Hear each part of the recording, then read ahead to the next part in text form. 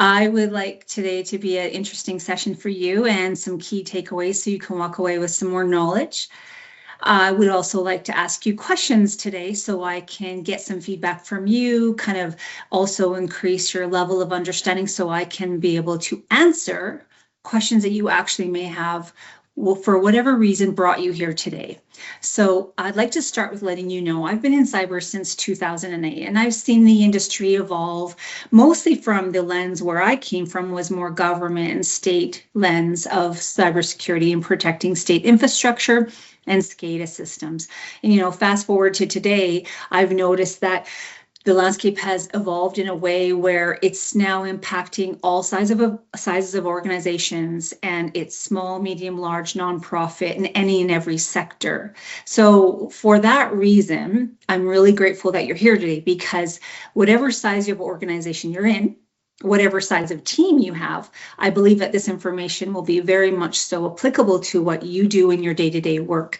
And I would like you to have that lens on today. I'd like you to be able to see it from your personal lens as an employee at that company for whatever role you're in, as your organization for whatever services you render and offer to your clients, and then from the personal perspective as just a client. So as you go and do business with other external parties, I want you to have that lens on as well. So you're not going to necessarily be a cybersecurity expert after this session, but I would be able to give you some more tools in your tool chest to be able to walk away and know kind of some key steps to do and apply to your business and your team. Now, the government, small businesses, large businesses, the industry, we're all working collectively trying to move the needle to help organizations secure themselves. It is not an easy feat. We're up against some serious challenges. So for today, I would like to talk about why cybersecurity matters to you. I want to talk about that threat landscape that you are up against as a business, regardless of the services you offer. I want to talk about some of those laws, privacy, and other regulations that you're also under. And then we'll talk about some best practices so to mitigate some of those risks. And then, as Matt said, I'm happy to answer questions after, so we could easily pause the recording and then you can unmute yourself and I can answer your questions, and also keep it anonymous, because the way I see it now, we're all on the same page. And whether you're a small business or a large business, the questions you have are very relevant, and the question you ask another business and another leader may be running against the same problem. So I would like us to have a little bit more of an inclusive perspective here, to know you're not in this alone at all, and your question that you have or the challenge you have is not isolated. So that leads me to the question. And so we're going to do teams questions so I can understand what brings you here. And I would also then derive direct questions from that to be able to target and get specific about the things I can cover with you today. So the poll is, what are your top concerns that brought you here today? So I appreciate your interest in learning more about what you can do as a leader, but what is keeping you up at night, or what are you unsure about? So please just fill this out and let us know. We'll give you a minute to fill it out. Again, this is anonymous. Nothing will be recorded in terms of your name or your company. This is all anonymous. Love to hear your responses. You should see the poll now. And then I'm going to read them out once the poll is closed. And when you see the poll, you'll see maybe you weren't as isolated and your challenges are not singular, and many other people are going through this as well. So keep them coming in. Now, there are so many concerns in the industry right now, and I obviously only have an hour to cover some of the top ones with you. And I will let you know I'm very fully aware that many people are limited with resources and limited with expertise. So we're going to keep this targeted towards knowing that, so that you know that it's not about throwing money at this problem and the problem will go away, because there is so many challenges around even throwing money at it. It isn't usually the answer. It's such a layered approach. So keep that in mind it isn't always money. It's so many other parts to this to make this, build your security posture inside of your organization. So thank you for your answers. Okay, perfect. So you could close the poll and then we will review those. So excellent. So these are really good. So now, as you're reading them, let's read them together. You can see privacy breaches are an issue, sensitive data, vulnerable clients, email compromise. We have the constant threat. Yes, very much so. Clients, sensitive data, cyber attacks, information gathering. So these are excellent concerns. And so thank you for that. So what I will do is I will make sure I cover these topics. And then if you want a little bit more granular about some of the tactics to be able to tackle these, we can go through it at the end as well. So thank you for that. So we can close that. Now I'll just show you a fun video just to put us on a light step. I'm Inspector Rafferty, United States Customs Service. Has all this stuff passed through customs already?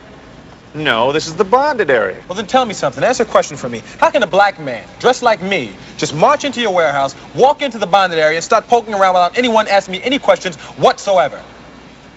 Well, I don't know. Well, thank you. That's the answer I was looking for. Why don't you guys just give me your ID numbers, because somebody's going to lose their job behind this. This guy gave me a match, for Christ's sake. You gave him a match? Listen to me. I do security checks all over the nation. And with the exception of Cleveland, this place has the worst security in the nation. Now, I suggest you guys call your wives, because we're going to be here all night. We're going to check the background of each and every crate in this section, starting with this one right here. Now, the inspector needs all the information on those airway bill numbers. And all the manifests, too. That's right, and he needs the records of all shipments due into the same destination. Right. What's this all about? Just do it. You get some kind of warrant for this? You know, you have a very big mouth, sir. Awesome. So, as you can see, that's an old movie, but a funny one. And you know what? It's very applicable to today, because what we have here is that's very much so a level of, we call it social engineering. And obviously he was, fooling people with just such an emphasis with his energy and his personality and his voice that he convinced everybody to do exactly what he wanted him to do for his own personal reasons, regardless if it was legal or not. So I want to be able to drive that point home with that, just thinking about that. So when we talk about why cybersecurity matters, one, it is because data, it's where the money is. Two, it's where your crown jewels are. So for example, data we call as crown jewels, and that's what you have in your company. So I want you to think about what those crown jewels would be. Data would be anything with your personal information, your client information, anything that would identify your client, anything that's private, anything that's confidential, and that you would protect, so that if you were to not be able to access that, let's say tomorrow, how would that halt your workflow and your day-to-day services for your clients? Because your data is basically kind of what hums and allows your business to operate the way you need to. It's a valuable commodity. And so we work with data every day. And it's also what hackers have realized, it's a really easy access point for them, is to get your data. And we'll talk about how we have to deal with that, because what we're having employees who don't realize what critical data they're touching, crown jewels, how they're saving and storing that data, and then why and how is that getting to unauthorized hands and access through various means, like an Axel Foley just raising his voice and getting access to confidential documents and inside confidential systems with nothing but a little bit of a trickery and a con. So I believe what we're up against is we're up against an identity crisis. Just like Axel Foley walked into a building, pretended to be someone else, and with emphasis created compliance. Your staff are really under the same problem. Your people are the access point to your organization. They're being targeted every day. You are being targeted every day. So if your staff don't know that their work identity is at risk, how will they know what systems or data to protect? So we have to look at what can we do to help them, and including yourself, because we are in a digital world. This landscape is only evolving and it's not going to change. It's only going to increase. So we have to help your staff with their identity management, because you have people, processes, and technology. So the technology is set up. You access systems, you have software, and you're not setting up your organization on your own. You need third-party services to be able to operate your software, your laptops, your other systems. But the thing is that your people also need to be protected and set up properly. And a lot of your employees, including maybe yourself as well, are unsure about what measures you need to take and what should you be taking first. What's the most priority? What's the biggest priority, sorry. And in this changing landscape, one could be overwhelmed, not sure where do you start, what should be the priority, how much will it cost, what's the end outcome, what's the bottom line, and how will I ensure we won't have a cyber threat, we won't have an incident where we're having a breach of our data, a loss of our data, or a compromised employee with their credentials. How do we guarantee that?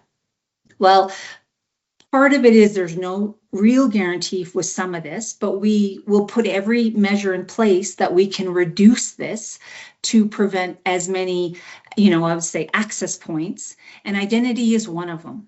And so let's talk about what we have to look at from a business standpoint, what your most vulnerable areas are. So I know for a fact business email compromise is the most vulnerable.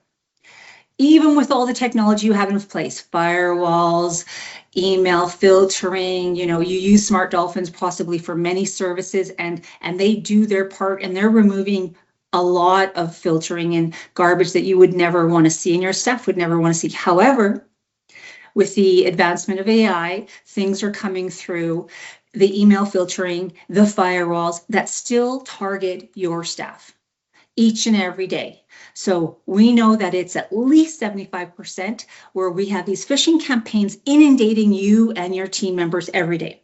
So when we know that's not going to change, it's increasing. That number has stayed consistently that number over the last few years since we have continually evolved our technology and increasingly become more digital. So our threat actors, aka hackers, know this, and they're continually revolving and evolving and adding and changing their schemes to be able to figure out ways to target your employees. So these sophisticated phishing campaigns, you name them, are always going to change. But one thing is not going to change is the fact that you and your staff are going to be the individual targets for these particular campaigns. And so the reason it is because it works. When we look at the bottom dollar of what works in terms of these criminal enterprises, this is one of the most effective methods. We also know that they're using other methods to be able to target your employees based on the fact that we are also remote and we're mobile. So this is a text I received last week, and I'm absolutely completely frustrated because I wear a tinfoil hat. So I'm paranoid on every single thing I read, every single thing I receive, and I double check, I verify, and I also am very happy to delete anything that I don't know who it's from. So when you look at this, you will look at the phone number. First of all, I don't know that number. And if you were to look up the area code, you go, I don't communicate with anybody in that area code. Second of all, this is an MFA prompt, multi-factor authentication prompt. So this is how sophisticated they're getting. One would go, okay, I receive a MFA prompt, SMS text to verify I can get into a system. However, Binance verification, I'm not even sure what Binance is because really I didn't make this authorization. I didn't prompt into any software that would require that. So flag number 2. Flag number 3 is the one I want to draw your attention to the most is, did you not request this code? Call us. And they now have a number within this text MFA prompt. So as you can see, that's the alarming bell that should go off in anybody's mind, because now if you have an employee member who's not sure about that particular code and want to clarify, I didn't receive this, many people would think I should call that number. Believe it or not, you may not. You may think, oh, of course, I would never call that number. But I'm telling you, this is a vulnerability that is occurring and it's working. And that's why they are using this particular tactic. Now, as I see, it's continually changing, but this is what I saw last week. So it's pretty much kind of on the uprise to see if they're going to get have effectiveness with this particular type of campaign to reach your staff through texting. Now, we all are receiving unknown texts.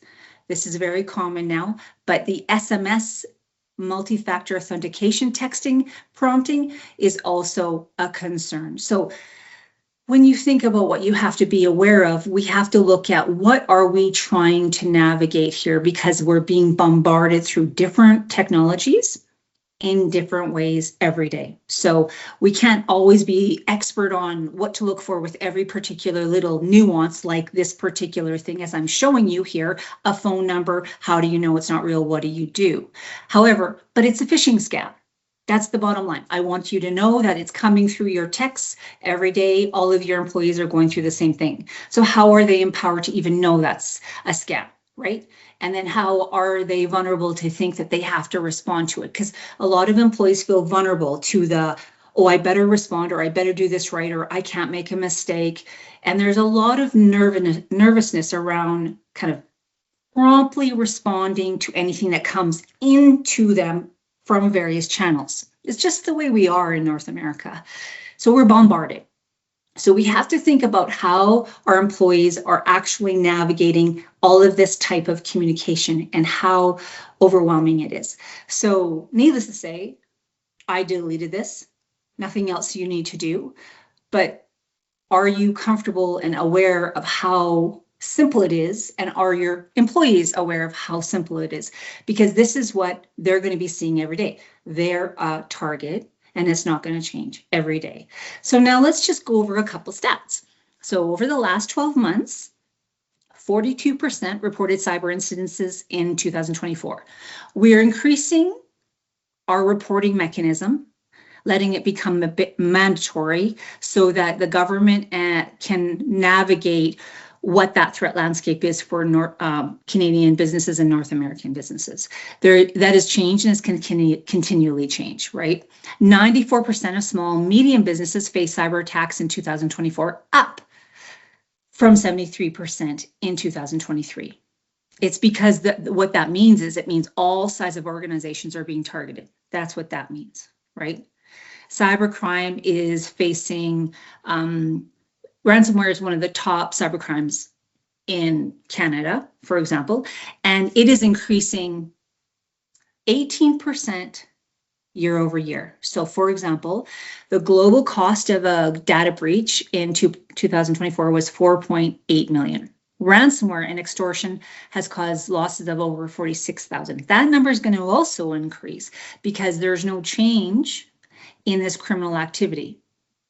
So I research criminal activity in terms of ransomware payouts, type of ransomware attacks, because those are the most common and most effective. And they're the ones that require a payout. You're kidnapping data, asking for money in return. They're kidnapping it, they're asking for money in return, and then they're receiving it. Now, it's surprising to see how many pay it, but there's various reasons why organizations are paying this out. So I want us just to look at one organization, for example, just to be able to understand what happened. So why don't we all look up First Nations Health Authority? They had a cyber incident, and let's look up what happened. So in the chat box, can you tell me what was stolen out of the data?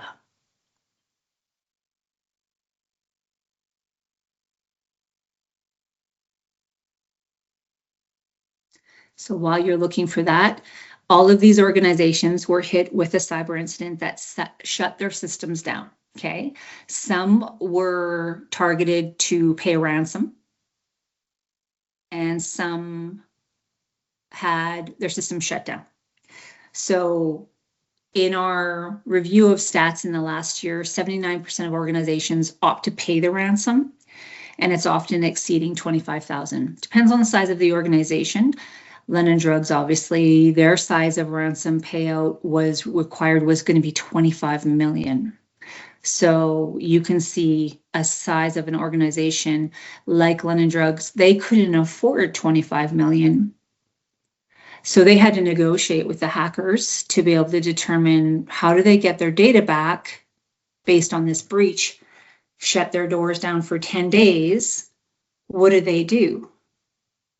And, you know, you're dealing with criminals who are there to cause harm.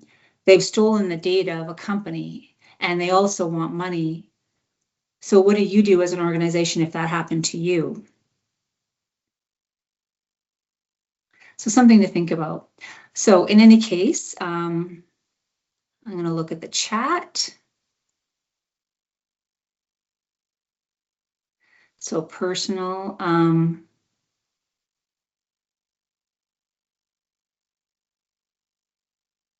okay, so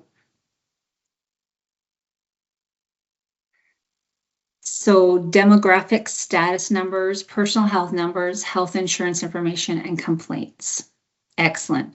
Yeah, you don't need to guess what was stolen. You can look it up. It has to be publicized because it was a large enough incident. There is this reporting protocol. So now it's going to play out just like London Drugs. London Drugs breach isn't totally closed up yet. They didn't pay their ransom. They offered to pay 8 million. So do you have 8 million? Does your organization have 8 million to pay out to a ransomware gang that has no face, no head office? You don't know how many people are in operation of it, and you don't know if they're going to actually give back your data. So when you look at how this would impact you, like what would you be ready to handle this? Because I don't think First Nation was. I don't think the Toronto Library was. I know London Drugs wasn't. Trans North wasn't. So they're big, they're headlines. And the one common theme between all of them is they were not prepared for that cyber breach. And it shut down their organization. You know, depends on the organization, shuts them down for a few days, sometimes longer. So let's look at that for you as an organization. We have to take on a different level of accountability. We have privacy laws that are getting enforced because they know your organization is a target, but you are the high value target. Hackers know this. Now our government is going, okay, we've got to really change our systems because this is compromising and crippling our Canadian business systems and North American systems too. Like it's crippling when you think about the money that's being given to these criminals just because they hacked into your system and stole your data and went, oh, well, too bad. You're at our mercy. We're going to extort you. Do what we say. You'll never see us. You'll never talk to us, but we'll get your money. And then you're at the mercy of the consequences of all that data being stolen of your clients. So the ramifications are very, very, very. And yet we're not talking about what we can do as individuals and as an organization to be able to figure out how to prevent that enough. We see it on the headlines. We don't understand it. We don't understand how does that impact everybody in our organization? What do we do? You know, and you look over the last year and all these different types of breaches are just astronomical in the impact. You know, I look at Sobeys. I shop at Sobeys, and when they had their cyber breach, 25 million went out to costs of covering that breach. A grocery store. Of course, if they didn't have a line item for that in their budget, guaranteed. Nor did they know it would cost that much to get through and recover from a cyber breach. London Drugs costs are not clarified yet. Once they do clarify those costs, they're not going to be minimal. Life Labs, when they had their breach in 2019, cost them 50 million. Who has millions to negotiate and lose for an organization? And I'm not saying your organization will lose millions, but the cost of navigating a breach is really, really high, way higher than you would ever anticipate inside of a budget line item. And who wants to budget? Okay, so if we get breached and we have a cyber incident and we lose all our data, we're ready to pay out how many dollars? Yes, now you have cyber insurance, but there's caveats to the cyber insurance. And what is not also being discussed is how much it actually doesn't cover your operational costs while you're being down, what you need to pay for recovery, and the reputational harm that you're going to go through and clients you might lose because you're not going to be able to have all those costs covered in a quick enough time. Time is really of a factor when you're talking about your house burning down, right? How do you retrieve everything when your house is burning down? You don't. You have to walk away, right? So privacy laws are getting stronger. And what is happening is there's Bill C-26 and Bill C-27. So C-27 is known as the Digital Charter Implementation Act, and that proposes to replace PIPEDA so that it can possibly enforce penalties, legal monetary penalties. US is obviously doing that as well. They're increasing their privacy laws. Each state is implementing them. And, there's GDPR in Europe. So we're all trying to get to the same standard, GDPR and CCPA, which is California Privacy Protection Act. That is the strongest one in the US.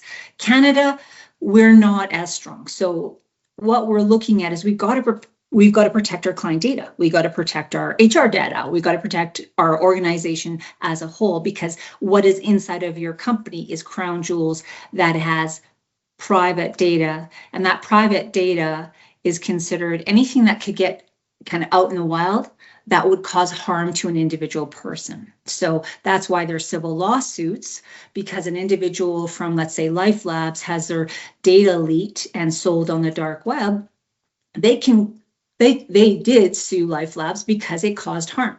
Private and confidential information about their personal health went out to the wild dark web for sale, right? That is considered cause harm. So when you look at the data you're touching as an organization, you have data that is confidential that could cause harm if released and given to unauthorized users. So you can see that it takes, a SIN number, your home address, your name and your number. All of those are small pieces, and if they're put together under one category and not, the word is separated so you can't identify them, you're looking at that's risky for you, is the way you save your data, the way you protect your data, the way you back up your data. So let's talk about some top recommendations for your organization. Now, you will need to take some steps, and I would recommend you bringing in somebody that could support you, that's not an expert, but can do the legwork for you. So for example, adding security to your business processes so that you can ensure that you have that culture mindset with your team. So, for example, what are your best document sharing practices, right? Like, what are they? When you're sharing documents within your teams, when you're sharing data within your teams, when you're sharing information with your third-party vendor, when you're sharing information to a client or vice versa, what are your practices? You need to review those so that you're following those best practices, right? One, we say encrypt data, but do you understand what that means? Do you know how to save and back up your data so that if you were to have a cyber incident, this is the one critical piece that you can implement today, is ensuring you have that in place. Because the criminals like Lockbit ransomware gang, or you name it, Clop, they all are looking to steal your data, and then they will leverage you for that. So if you're able to get operational without, you have a backup, a working copy of all of your data, then you're not at the mercy of going, okay, we can't do anything because we've lost all our data to these hackers. So we believe that backing up your data is a critical business step. to start with, so that it's, whatever process you decide how you're going to back it up, but making sure you back it up and you can access it if ever desperate to use it and access it, whether it's you wait for, it's backed up every week, it's backed up every day, backed up every month, but you can pull from it so that you're able to go, we're okay. Because that's really the leveraging tool these hackers are using against you. Always, always, always. Now, you are going to face reputational harm, but you'll be surprised at how you let your clients know. They're way more comfortable with that than not knowing, right? You need to also set up mobile device management so that your staff know what's expected of them. Everyone is more than likely using their own devices. So what do you expect of them when it comes to their mobile device? So we call it an MDM, policy. You can put that in place so that, if a staff is leaving your company, what do they have on their phone? You are able to navigate that before. And there's other pieces around mobile device management that you can oversee, but that's, a simple review as a team to go, okay, this is what we need to have in place so we can ensure we're covering that checkbox. MFA, multi-factor authentication, using a software, like using an authenticator app, and then not allowing any of your staff to enter any of their software without using MFA.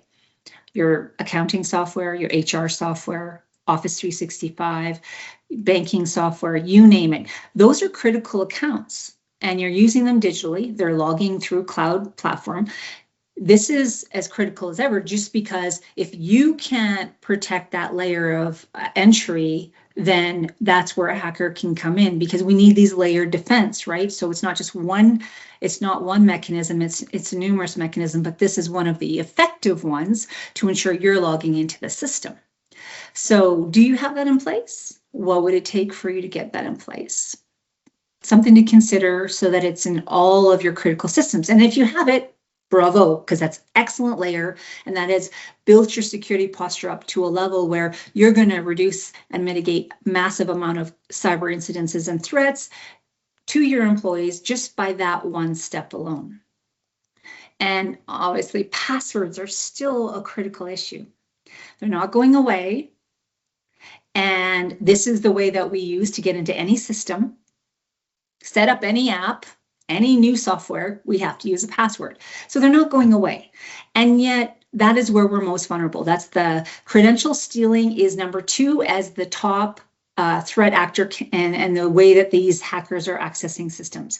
Phishing is 1, credential stealing is number 2. So if we know credential stealing is number 2 year over year, we need to navigate that with a little bit more proactive approach by saying, we know this is the issue. How do we navigate that? Passwords. How do you help your staff? Single sign-on, password managers, password lists, you name it. There's a few options so that you can empower your staff so that they're using passwords properly and not using the same password they use in Facebook as they use in your accounting software. Because do you know, or even ask yourself, are you using the same password as your Facebook as you are in your accounting software, your HR software, your Office 365, because it's easy and you don't want to forget? Well, guess what? Your staff are doing that too. Guaranteed. I mean, my partner, he loses his ever loving mind. He doesn't know how to navigate passwords, and he doesn't use technology every day. And watching him trying to navigate just banking, I feel deeply for him because I know he's not alone.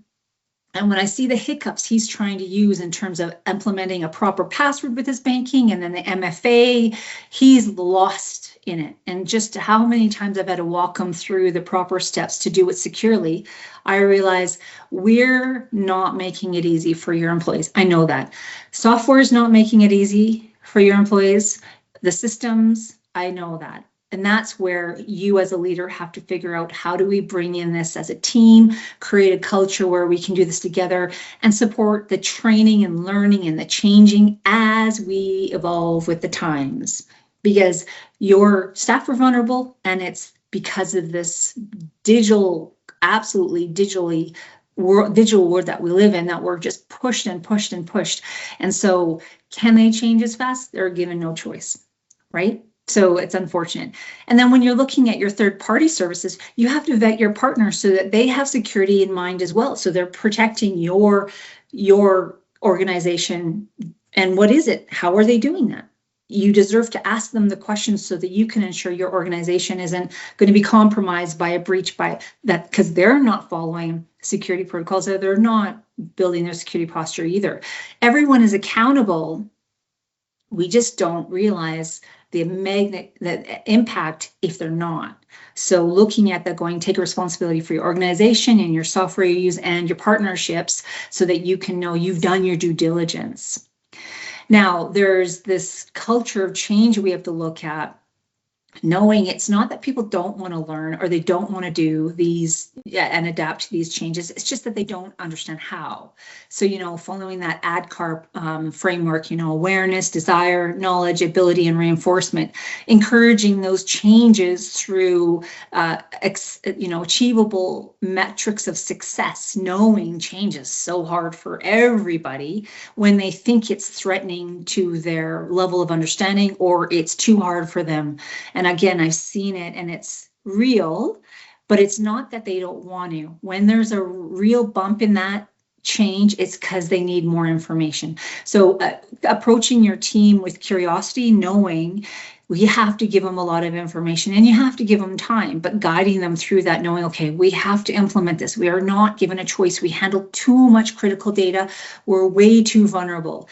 And you can consider it, you can also know that they probably don't realize how vulnerable they are, and they probably don't think that it's going to happen to them. So we have to take away that and realize we have to support them to understand they need to learn, they're accountable. They are a target, and you have to help them protect that. Just like we put a lock on our house door, we make sure there's a door on our house. We make sure we lock our car. We make sure we have alarm systems.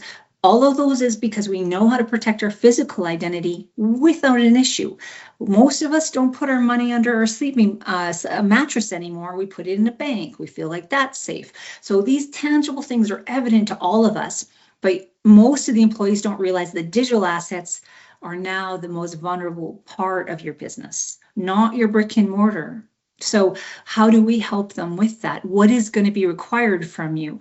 And, it's only up for your team to discuss and know what you need to do to move that needle to be able to get with this particular demanding, business landscape that we're in. And one of them is a budget.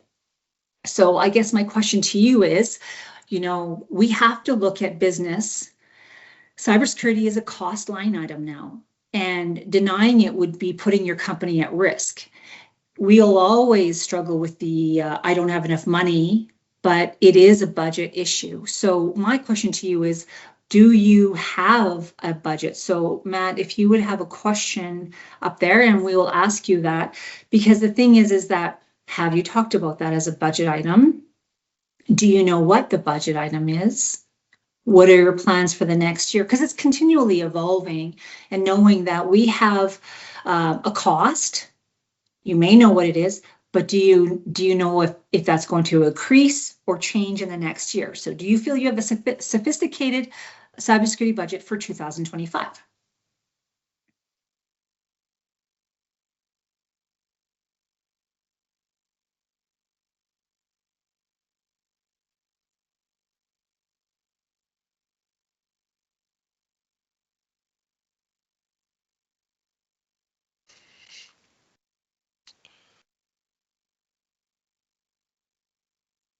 All right, we just have 16 responses. I can just share the results vocally because just to ensure confidentiality. So.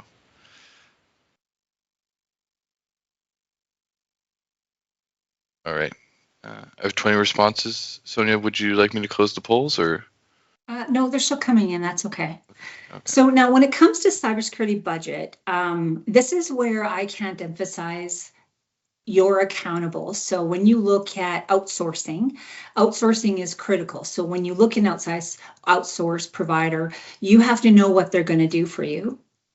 And usually cybersecurity is maybe a small percentage of it if they're just an IT provider giving you devices and setting up your software.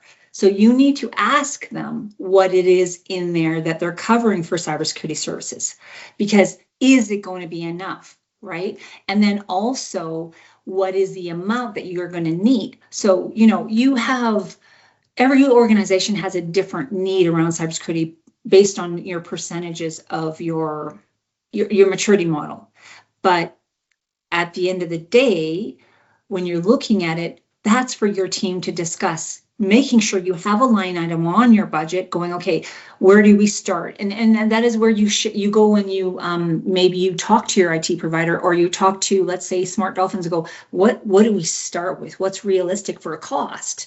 Because some of these systems setting up does cost money, right? Creating a policy around your phone or your password management, that's something you can do internally. But setting up MFA prompting services, that's going to cost money. Setting up a firewall, that's going to cost money, right? Setting up a different endpoint, that's going to matter as well. So these costs are based on your business needs. But the whole key in this question is you need to look at that to ensure that, one, it's there, it meets your business needs in terms of following due diligence of your basics, and knowing that it's going to continually be there each year, year over year, and it may increase because it's just the cost of doing business. And that is where I just kind of want to help people be aware that denying it is not an option anymore, because I think it's easy just to go, oh, we don't have that cost, we don't have a budget for it, we don't have enough money for it, so well. No, it actually has to become a cost, and where you start is up to you and your team. So I just wanted to be able to bring that to the forefront for you as an individual coming and looking at you as, how vulnerable you are as a business. So again, I hope you can take that away, have that discussion with your leadership, and talk about that seriously, and talk about those numbers that you need. And again, maybe you take a staff member, your staff member goes and prices out some of the services that you need to pay for, and then that will determine your percentage, and just get a scope that and then time frame, right? And also, who are you going to use in your team? Maybe you're bringing in a team member that can kind of expand their skill set, and they can become maybe part privacy officer, maybe part security champion, maybe part security secondment, so that they find these services you need. So it doesn't have to be you that's the expert or anyone on your team, but just someone who's the advocate and the administrator of that to help if you don't have anybody in-house. So again, it's a learning curve in terms of how to research it, but you can get the support if you just lean on your external providers where you need it, because they'll do some training for you as well if you're implementing a new software. So a little bit of legwork there, but needless to say, you could do it as a team. And then the one other takeaway that I think is really important is, out of all of the things that you're going to be faced with as a team, an individual, as an organization, there's so many processes to adhere to, so many processes to follow, and so many staff that are maybe in the field, in the office, some remote, some not. I would say, if you can keep in mind that one of the best tips is verify anything before you trust it. So that's how I operate every day. Obviously, I'm a little bit paranoid, and I think it's fair that you should be as well, and your team should be. So if you could say, regardless of the change of a technology, as it changes every day, and regardless of the change of systems, as it changes every day, as processes change, as you grow, as you evolve, look at it from that particular lens. If everyone on your team can go, how do I verify? Am I following a verification process to make sure that this is legitimately a request, the right process, the right step, whatever it is that you're doing in your organization? If they can verify first, you will take away a lot of the trickery and the cons that are happening to your staff members through all these different various means that they're being bombarded by every day. So marketing director who gets IM messages through Facebook, that person may not be able to tell what's real and what's not, nor does she have time to be able to navigate and verify everybody by clicking through. But she can say, I have a verification process that I follow, these 3 things. So if it doesn't follow that, I don't respond this way, I will find another way to do it.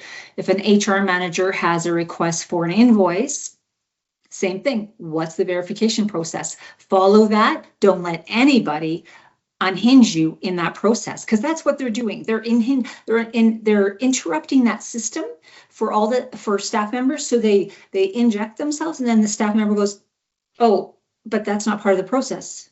But now this request has come in, what do I do? So that's where the staff member follow verification process. Then you can reduce the risk for your staff members. So yes. Now, all I can say is, if you plan for a cyber incident, not if, then you can be prepared, knowing when you're a target and it will happen to you. You can be prepared accordingly and know that you don't have to do it alone.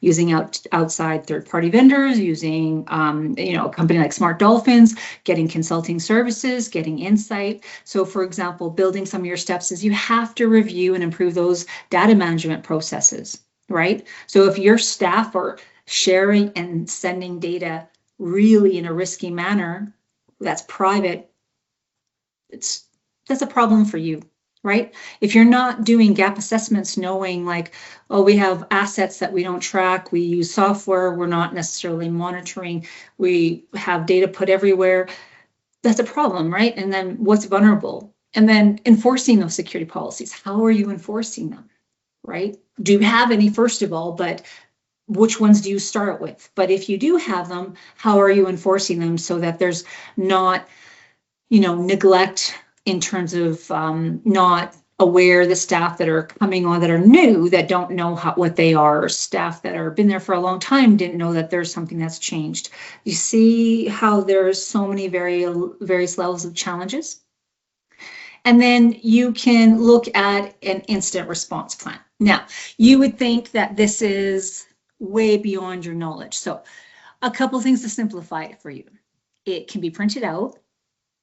You can take about 2 weeks to fill this out, to have all the documentation ready, maybe about 10 hours. I wouldn't say, if you dedicate one person to support information gathering of all the information that you need. You can find a template online under incident response template, take it, fill it out, and then make sure it's a hard copy, so that if all your systems go down through, an IT outage, even as simple as that, be prepared for every particular aspect of systems going down. But you have it printed out so that if you have something, you have numbers you can call. So all your employees' numbers are printed out, your leadership numbers are printed out, so that you have a book and all of the key leaders have that printout, so that that's your plan of action and that's how you navigate it. And trust me, that would take away stress. You won't have to be up for 48 hours straight. So it's one way to help. Now, if you can't do it by yourself, there's always third-party vendors out there who will help you put that together. And it is, but I do believe if you bring in a staff member and say, would like you to commit to doing this and giving them a time frame, you'd be surprised if they look at it from, I'm just an information gatherer, I'm not an incident response expert, right? Because cybersecurity can be about information gathering for your team, okay, not expertise. So my question to you is, when you're looking at this, some of the steps, what action item do you think you would be able to start implementing next when you hear some of these tips? Because obviously I didn't give you a zillion tips. I didn't want to give you a zillion tips, but I would love to hear your input. So the question is posted.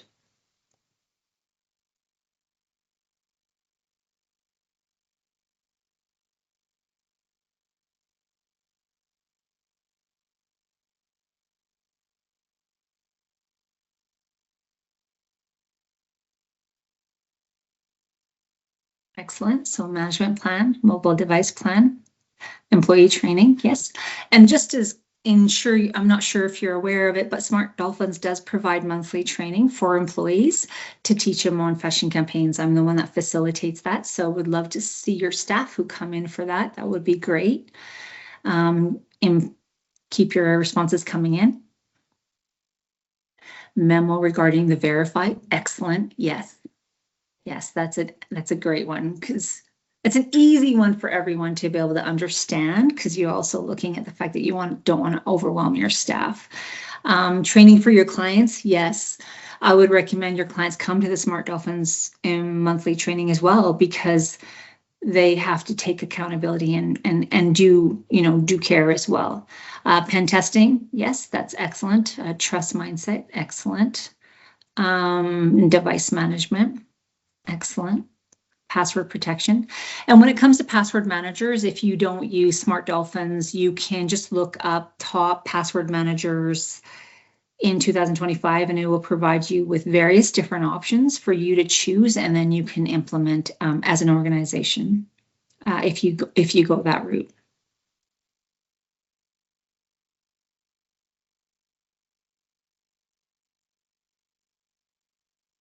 Excellent. I like all these answers.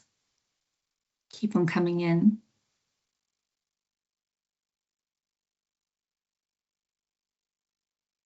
Sharing process. Yeah. And the truth of the matter is, when you're sharing documents, it always does have to be tweaked anyway. So reviewing it and revising it is a really good best practice to do anyway, just based on sometimes you're implementing new software. And so then that changes the process. And just assuming everyone's going to follow the best practices around that is an unsafe assumption. So giving them the guidance to say, this is how we share documents now, this is how we store it. And you call it access management. So you only let people see who need to see those documents, and then removing any of the data points when it's shared with other individuals who don't need to see that exact data, right? I think we've got enough responses. You can close it, Matt. Thank you, everyone. So risk identification is excellent as well, because you leaving this session, look at what are our top risks, like where are our top vulnerabilities, where do we think they are, and you know what, maybe you even give your staff a survey to ask, where do you think we're most vulnerable, what are and if they don't know, that would excellent, because then it would stir a sense of questions, and maybe they would want to know, and maybe they would give you insight that you never thought of as well. So I think this is excellent. As you can see, it's shared with everybody, and we're all on the same page. We have, few little key steps that we can take and start with, and kind of move the needle forward to be able to build our security posture. So that's excellent. Thank you for that input. So just to let you know, a couple of things that Smart Dolphins does, they do help with the technology side, but they do help with the consulting to give you some insight. But advanced endpoint management, we call it MDR and EDR. We have phishing resistant multi-factor authentication software. And then we also do partnerships with cyber insurance, so that if you need that, so if you need some insight on that, Smart Dolphins can help you with that. Because again, it's a little bit overwhelming, not always aware of what you should be putting in place, but how is that done? And technology is not an expertise for everyone to take on. That's why you can't do it alone. So that pretty much concludes what I wanted to cover with you today.